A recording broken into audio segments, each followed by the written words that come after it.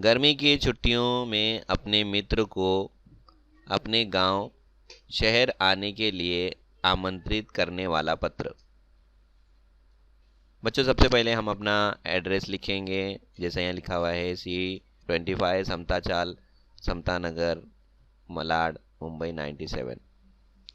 प्रिय अनीस, कल ही तुम्हारा पत्र मिला। समाचार प्राप्त हुआ कि तुम्हारी गर्मियों की छुट्टियां शुरू हो गई है। इस बार की गर्मी की छुट्टियों में मेरा मन कर रहा है हम दोनों मिलकर मेरे गांव में छुट्टियों का आनंद उठाएं। मेरा विचार ये है कि तुम इस बार मेरे गांव में आकर गर्मी की छुट्टियां गुजारो।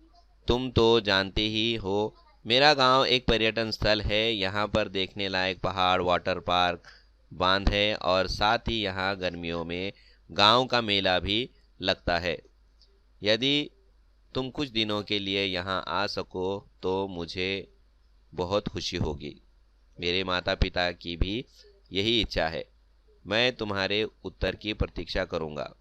तुम्हारा प्रिय मित्र राजू।